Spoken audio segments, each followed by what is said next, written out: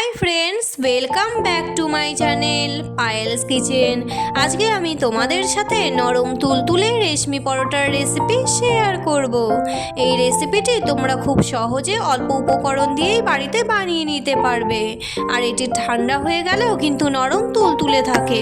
তাহলে চলো রেসিপিটি শুরু করি। প্রথমে একটি আলুর খোসা ছাড়িয়ে আলুটিকে পাতলা পাতলা করে কেটে নিয়ে আমি সেদ্ধ করে নিচ্ছি।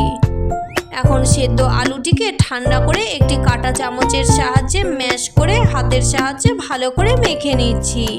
তোমরা সেদ্ধ আলুটিকে এইভাবে ম্যাশ করে না নিয়ে গ্রেটারে গ্রেট করেও নিতে পারো। এখন এর মধ্যে দিয়ে দিচ্ছি গোটা জিরে, 1 বাটি ময়দা, আর দিচ্ছি স্বাদ মতো নুন, লঙ্কা কুচি আর ধনেপাতা কুচি। এবারে সব কিছুকে তেল আর জল ছাড়াই ভালো করে মেখে নিয়ে একটি সফট ডো বানিয়ে নিচ্ছি।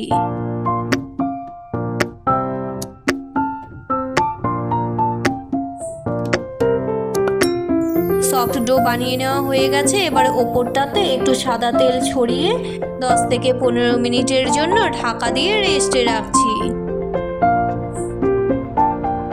15 মিনিট পর ঢাকা খুলে ডোটিকে আবারও একটু ভালো করে মেখে নিয়ে লেচি কেটে নিচ্ছি।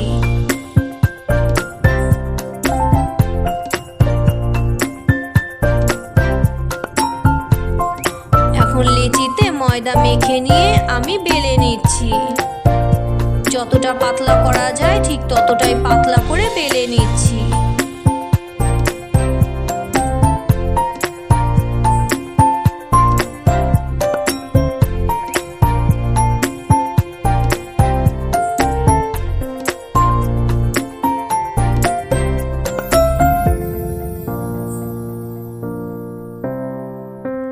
বেলে নেওয়া হয়ে গেছে। এবার একটি তাওয়া গরম করে পরোটার 2 দিক ভালো করে ছেঁকে নিয়ে অল্প একটু সাদা তেলে ভেজে নিচ্ছি। তোমরা সাদা তেলের পরিবর্তে ঘি অথবা বাটার ব্রাশ করেও নিতে পারো।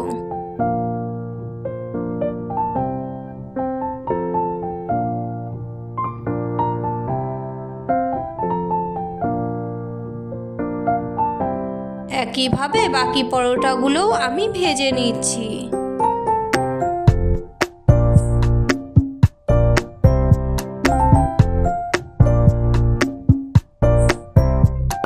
সব পরোটা ভেজে নেওয়া হয়ে গেছে। একটি পরোটা তোমাদেরকে ছিঁড়েও দেখাচ্ছি, দেখো ঠিক কতটা সফট হয়েছে। তাহলে বন্ধুরা, আমার আজকের এই রেশমি পরোটার রেসিপি কেমন লাগলো অবশ্যই কমেন্ট করে জানিও। ভালো লাগলে এই ভিডিওতে একটি লাইক করে দিও। তোমরা যেসব বন্ধুরা আমার চ্যানেলটিকে এখনও সাবস্ক্রাইব করোনি তারা আমার চ্যানেলটিকে সাবস্ক্রাইব করে দিও। আজকের মতো এই পর্যন্তই। আবারও আসছি নতুন কোনো রেসিপি নিয়ে। ততক্ষণ পর্যন্ত সবাই সুস্থ থেকো ও ভালো থেকো। টাটা।